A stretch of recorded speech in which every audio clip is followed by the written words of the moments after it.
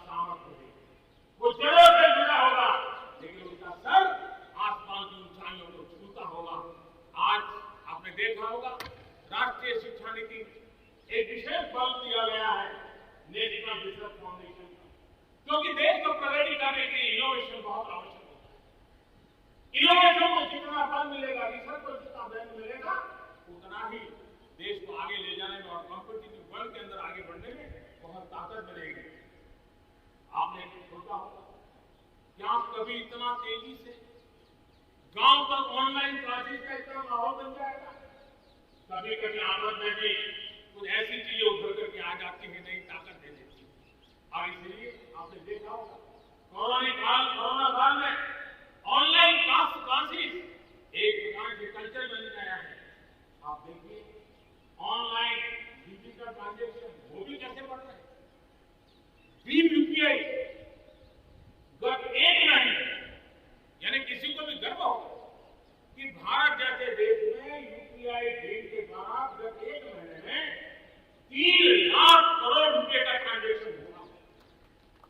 आपने हम किस प्रकार से बदली हुई स्थितियों को स्वीकार करने लगे हैं, ये इसका नमूना है। आप देखिए 2014 से पहले हमारे देश में 5 दर्जन पंचायतों में ऑप्टिकल फाइबर था। गत 5 वर्ष में 1.5 लाख ग्राम पंचायतों तक ऑप्टिकल फाइबर नेटवर्क पहुंच, जो आज इतना मदद करता है। सभी पंचायतों में पहुंचने के लक्ष्य के साथ हमने काम शुरू किया। जो 1 लाख पंचायतें बाकी है वहां भी तेजी से काम चल रहा है, लेकिन बदली पड़ी हुई परिस्थिति, गांव की भी डिजिटल इंडिया में भागीदारी अनिवार्य बन गई। गांव के लोगों को भी इस प्रकार की ऑनलाइन सुविधाओं की जरूरत बढ़ गई है। इसको ध्यान में रखते हुए पहले जो हमने कार्यक्रम बनाया था, हम पंचायत तक पहले पहुंचेंगे, लेकिन आज मैं आपसे बताना चाहूंगा कि अब हमने तय किया है कि सभी 6 लाख से ज्यादा जो हमारे गांव, उन सभी गांवों में ऑप्टिकल फाइबर नेटवर्क पहुंचाया जाए। जरूरत बढ़ी है तो हमें प्रायोरिटी भी बढ़ी है।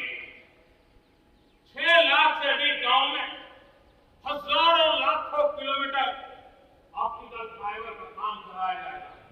और हमने तय किया 1000 दिन में, 1000 दिन के अंदर अंदर देश के 6 लाख से अधिक गांव में ऑप्टिकल फाइबर नेटवर्क काम पूरा कर दिया है।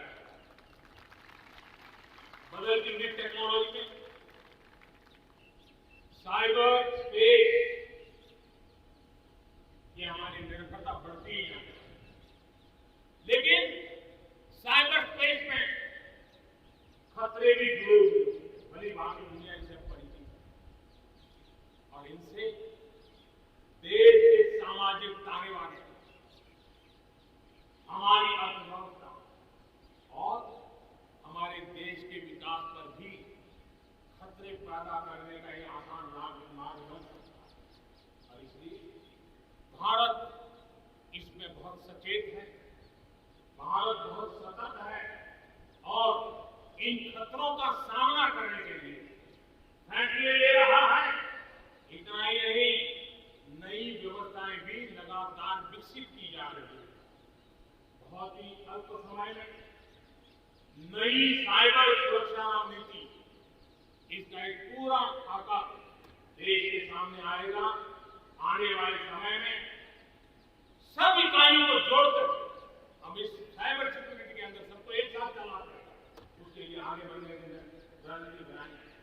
मेरे प्यारे देशवासियों, भारत में महिला शक्ति को जब भी अवसर मिले, उन्होंने देश का नाम रोशन किया, देश को मजबूती दी। महिलाओं को स्वरोजगार और रोजगार के समान अवसर देने के लिए आज देश प्रतिबद्ध है। आज भारत में महिलाएं अंडरग्राउंड कोयले की खदान में काम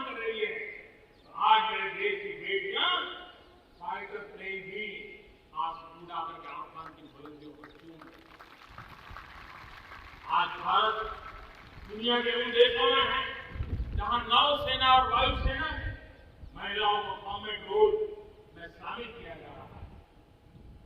गर्भवती महिलाओं सैलरी के साथ 6 महीने की छुट्टी देने का फैसले की बात हो।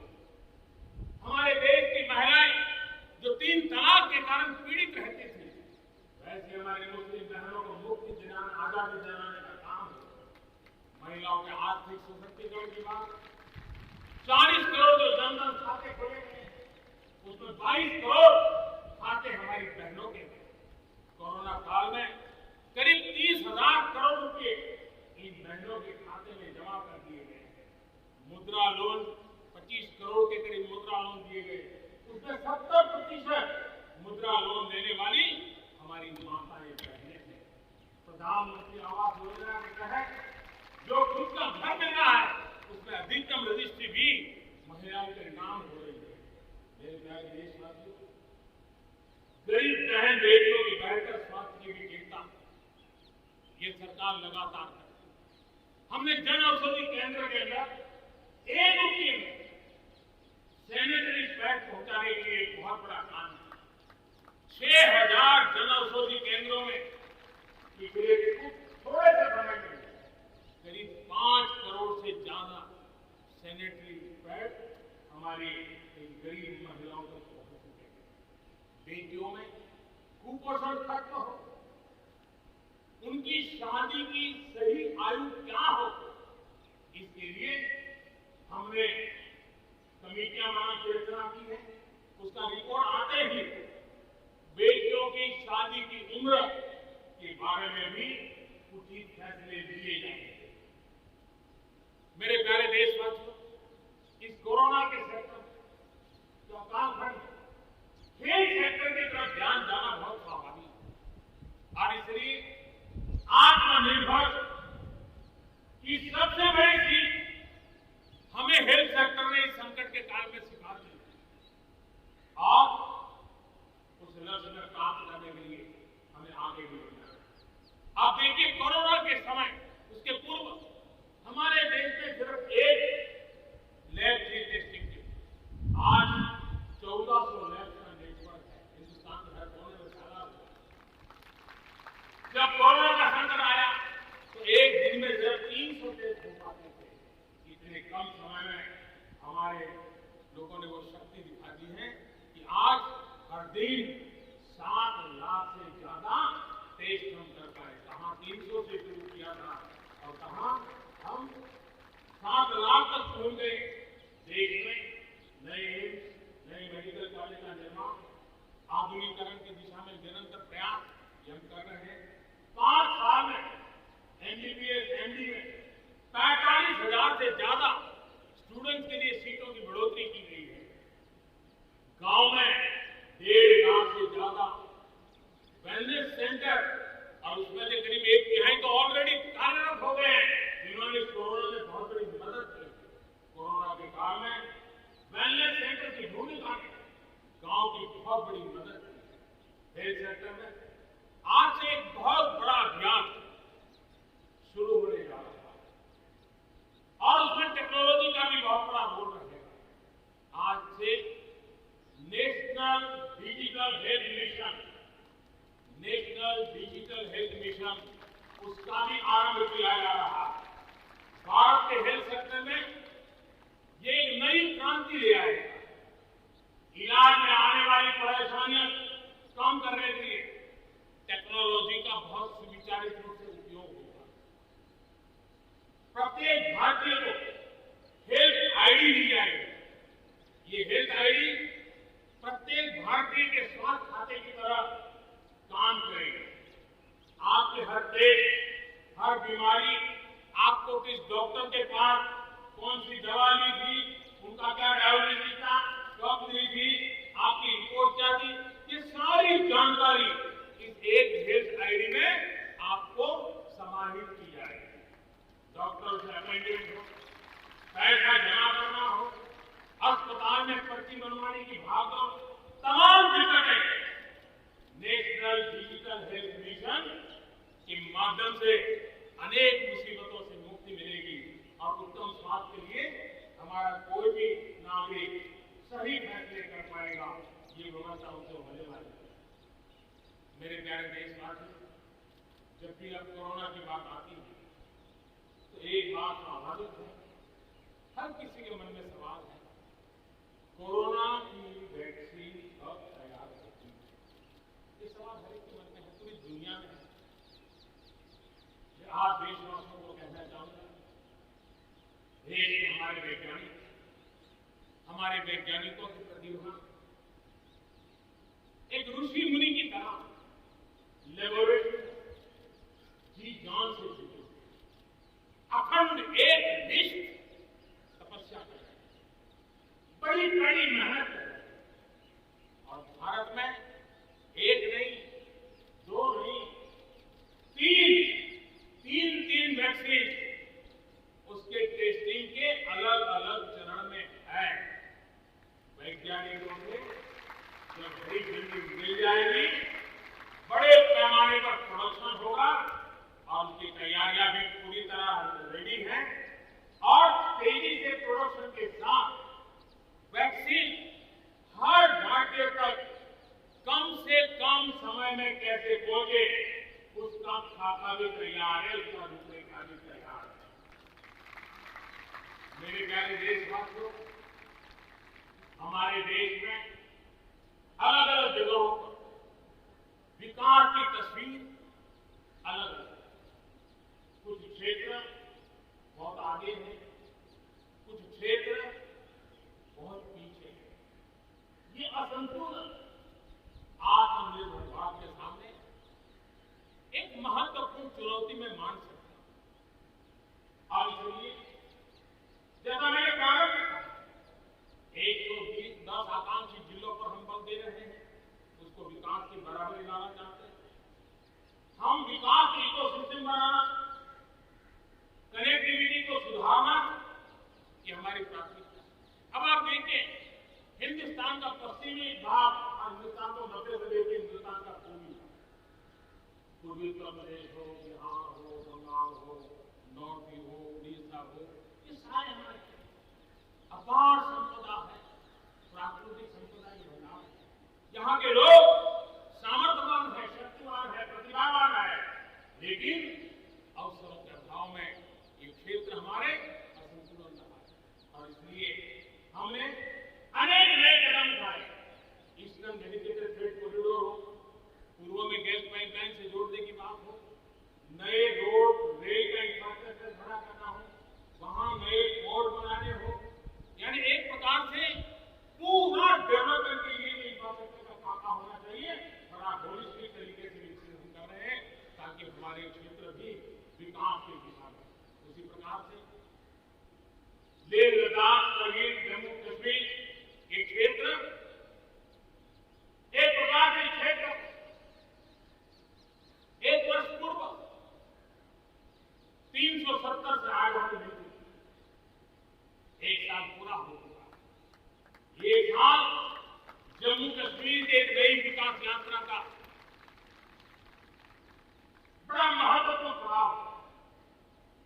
ये एक साल वहां महिलाओं को, दलितों को, मूलभूत अधिकारों को देने वाला कालखंड रहा है। ये हमारे शरणार्थियों को गरिमापूर्ण जीवन का भी एक साल रहा है।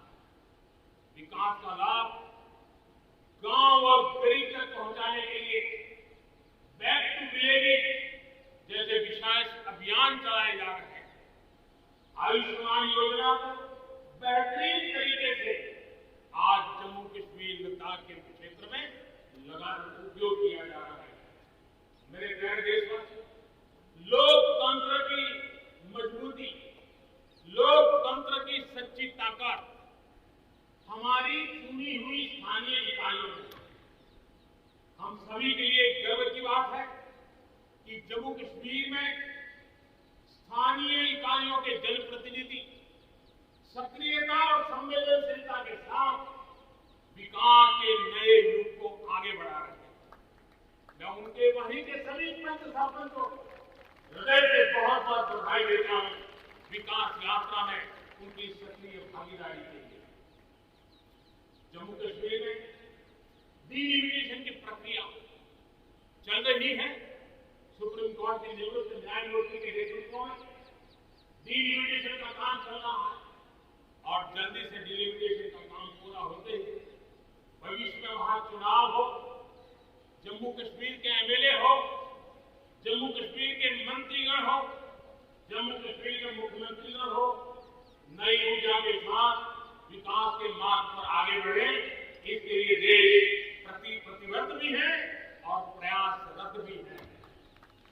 लद्दाख को केंद्र शासित प्रदेश बना करके वर्षों पुरानी जो उनकी मांग थी, उनकी आकांक्षा थी, उस आकांक्षा को हमने पूरा करने का, उनको सम्मानित करने का एक बहुत बड़ा काम किया है। हिमालय की ऊंचाइयों में बसा लद्दाख विकास के नए शिखर की ओर आगे बढ़ रहा है। अब सेंट्रल यूनिवर्सिटी वहां पर बन रही है, नए रिसर्च सेंटर बन रहे हैं, होटल मैनेजमेंट के कोर्सेज वहां चल रहे हैं। बिजली के लिए 7,500 मेगावाट के सोलर पार्क के निर्माण की योजना बन रही है। लेकिन मेरे प्यारे देशवासियों, लद्दाख की कई विशेषता है, उन विशेषताओं को हमें संभालना भी है, संभालना भी है। और जैसे सिक्किम ने, हमारे नॉर्थ ईस्ट में सिक्किम ने अपनी एक ऑर्गेनिक स्टेट की पहचान बनाई है, वैसे ही लद्दाख ने करगिल ये पूरा क्षेत्र हमारे देश के लिए कार्बन न्यूट्रल इकाई के रूप में उसकी पहचान बना सकता है। और इसके लिए भारत सरकार वहां के नागरिकों के साथ मिलकर के एक नमूना रूप, प्रेरणा रूप कार्बन न्यूट्रल और बोधि विकास का मॉडल, वहां की आवश्यकताओं की पूर्ति वाला मॉडल, उस दिशा में हम आगे बढ़ रहे हैं। मेरे प्यारे देशवासियों, भारत ने दिखाया है कि पर्यावरण के साथ संतुलन रखते हुए भी तेज विकास संभव है। आज Bharat one world one sun one grid के विजन के साथ पूरी दुनिया में को खास करके सूर्य ऊर्जा के क्षेत्र में प्रेरित कर रहा है। रिन्यूएबल एनर्जी के उत्पादन के मामले में आज भारत दुनिया के 5 टॉप देशों में अपनी जगह बना चुका है। प्रदूषण के समाधान को लेकर भारत सजग भी है और भारत सक्रिय भी है। स्वच्छ भारत अभियान हो, धुआं मुक्त रसोई गैस की व्यवस्था हो, एलईडी बल्ब का अभियान हो, सीएनजी आधारित ट्रांसपोर्टेशन की व्यवस्था हो, इलेक्ट्रिक मोबिलिटी के लिए प्रयास हो, हम कोई कसर नहीं छोड़ रहे। पेट्रोल से प्रदूषण को कम करने के लिए इथेनॉल उत्पादन को बढ़ाने पर और उसके इस्तेमाल पर बल दिया जा रहा है। 5 साल पहले हमारे देश के अंदर इथेनॉल की क्या स्थिति थी? 5 साल पहले हमारे देश में 40 करोड़ लीटर उत्पादन होता था। आज 5 साल में 5 गुना हो गया और आज 200 करोड़ लीटर इथेनॉल हमारे देश में बन रहा है, जो पर्यावरण के लिए बहुत उपयोगी हो रहा है। मेरे प्यारे देशवासी, देश के 100 शहरों में, चुने हुए 100 शहरों में प्रदूषण कम करने के लिए हम एक होलिस्टिक अप्रोच के साथ, एक इंटीग्रेटेड अप्रोच के साथ, एक जन भागीदारी के साथ आधुनिक टेक्नोलॉजी का उपयोग भरपूर करते हुए हम उसे प्रदूषण कम करने की दिशा में एक मिशन मोड में काम करने वाले हैं। मेरे प्यारे देशवासी, भारत इस बात को गर्व से कह सकता है, भारत उन बहुत कम देशों में से एक है जहां जंगलों का विस्तार हो रहा है। अपनी बायोडायवर्सिटी के संरक्षण और संवर्धन के लिए भारत पूरी तरह संवेदनशील है। हम लोगों ने सफलतापूर्वक प्रोजेक्ट टाइगर, प्रोजेक्ट एलिफेंट हमने सफलतापूर्वक आगे बढ़ाया। टाइगर की आबादी बढ़ी है। अब आने वाले दिनों में एशियाटिक लायन प्रोजेक्ट लायन की शुरुआत हो रही है और उसमें प्रोजेक्ट लायन भारतीय शहरों की रक्षा, सुरक्षा, आवश्यक इंफ्रास्ट्रक्चर और विशेष करके उनके लिए जो आवश्यक होता है स्पेशल प्रकार का हेल्थ इंफ्रास्ट्रक्चर, उस पर भी काम किया जाएगा और प्रोजेक्ट लाइन पर बल दिया जाएगा। साथ ही एक और काम को भी हम बहुत बढ़ावा देना चाहते हैं और वो है प्रोजेक्ट डॉल्फिन चलाया जाए। नदियों में, समंदर में रहने वाले दोनों तरह की डॉल्फिन पर हम फोकस करेंगे। इससे बायोडायवर्सिटी को भी बल मिलेगा और रोजगार के अवसर भी मिलेंगे। ये टूरिज्म के आकर्षण का भी केंद्र होता है, तो इस दिशा में भी हम आगे बढ़ने वाले हैं। मेरे प्यारे देशवासियों, जब हम एक असाधारण लक्ष्य को लेकर के असाधारण यात्रा पर निकलते हैं तो रास्ते में चुनौतियों की भरमार होती है और चुनौतियां भी असामान्य होती है। इतनी आपदाओं के बीच सीमा पर भी देश के सामर्थ्य को चुनौती देने के दुष्प्रयास हुए,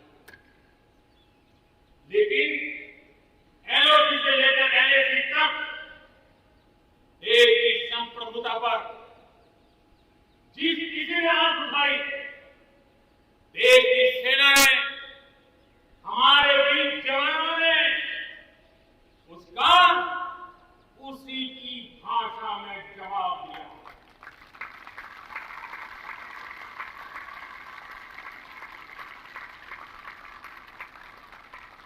भारत की संप्रभुता की रक्षा के लिए पूरा देश एकजुट से भरा हुआ, संकल्प से प्रेरित है और सामर्थ्य पर अटूट श्रद्धा के साथ आगे बढ़ रहा है। इस संकल्प के लिए हमारे वीर जवान क्या कर सकते हैं? देश क्या कर सकता है? ये लद्दाख में दुनिया ने देख लिया।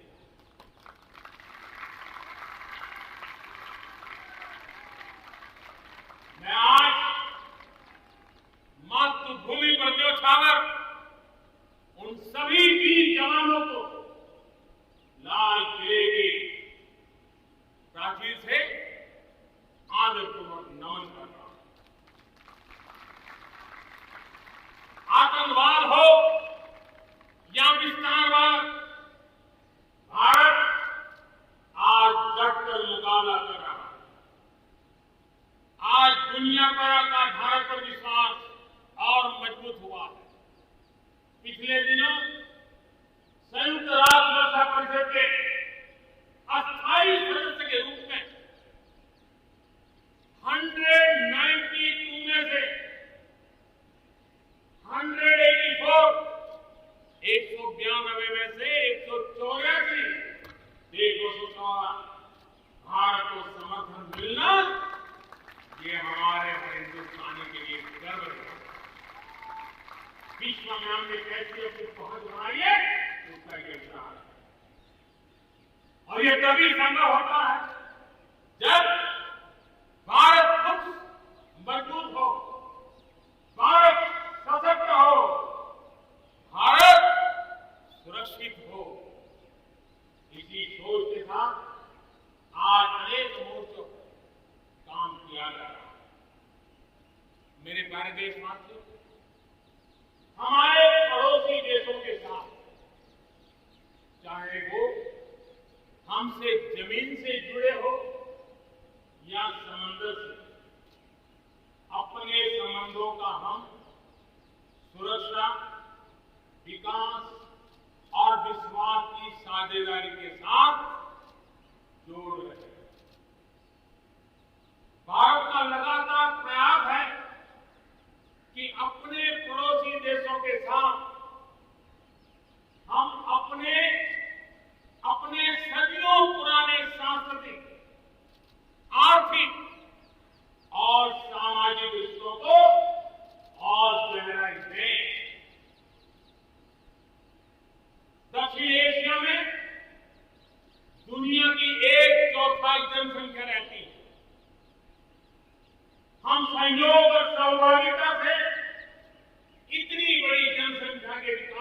समृद्धि की अनगिनत संभावनाएं पैदा कर सकते हैं। इस क्षेत्र के देशों के सभी नेताओं की इस विशाल जनसमूह के विकास और प्रगति के लिए बहुत बड़ी जिम्मेदारी है, एक अहम जिम्मेदारी है। उसे निभाने के लिए दक्षिण एशिया के सभी क्षेत्र के सभी लोगों को, राजनेताओं को, शासकों को, बुद्धिजीवियों को भी मैं आह्वान करता हूं, इस पूरे क्षेत्र में जितनी शांति होगी, जितना सौहार्द होगा, उतनी ही ये मानवता के काम आएगी, मानवता के हित में आएगी। पूरी दुनिया का हित इसमें समाई। आज पड़ोसी सिर्फ वो ही नहीं है जिनसे हमारी भौगोलिक सीमाएं मिलती हैं, बल्कि वे भी हैं जिनसे हमारे दिल मिलते हैं। जहां रिश्तों में समरसता होती है, मेलजोल रहता है। मुझे खुशी है कि बीते कुछ समय में भारत ने एक्सटेंडेड नेबरहुड के सभी देशों के साथ अपने संबंधों को और मजबूत किया। पश्चिमी एशिया के देशों से हमारे राजनीतिक, आर्थिक और मानवीय संबंधों की प्रगति में कई गुना तेजी आई, विश्वास अनेक गुना बढ़ गया। इन देशों के साथ हमारे आर्थिक संबंध, खासकर ऊर्जा क्षेत्र में भागीदारी बहुत महत्वपूर्ण है। इनसे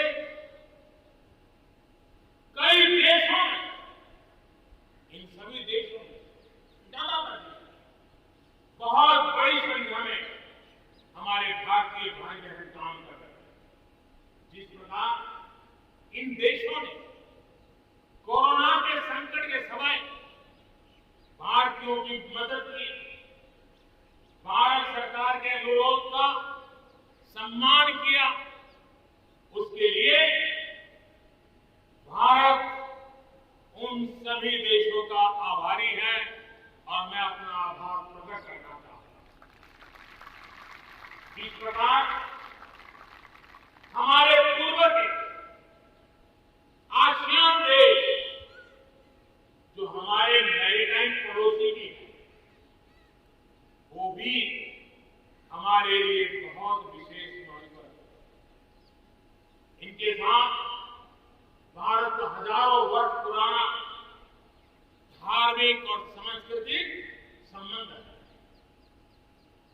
बौद्ध धर्म की परंपराएं हमें उनसे जोड़ती हैं।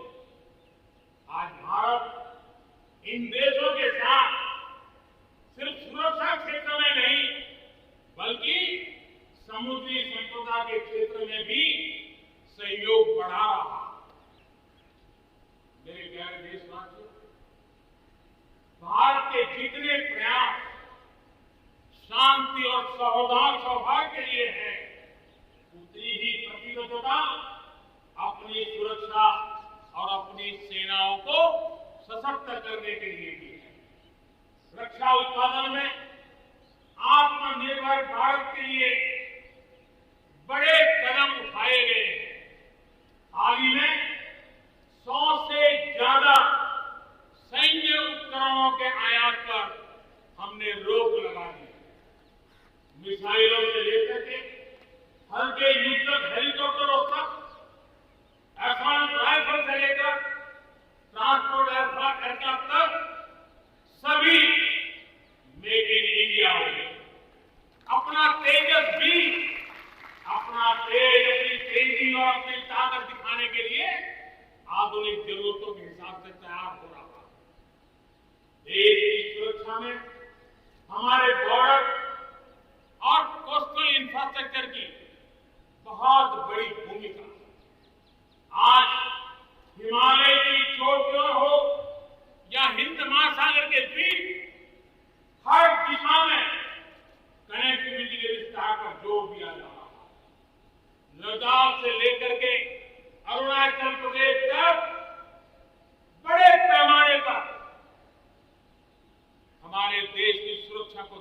रखते हुए नई सड़कें तैयार की गई है। देश में मेरे प्यारे देशवासी, हमारा इतना बड़ा समुद्र तट है, लेकिन साथ साथ हमारे पास 1300 से ज्यादा आइलैंड्स हैं।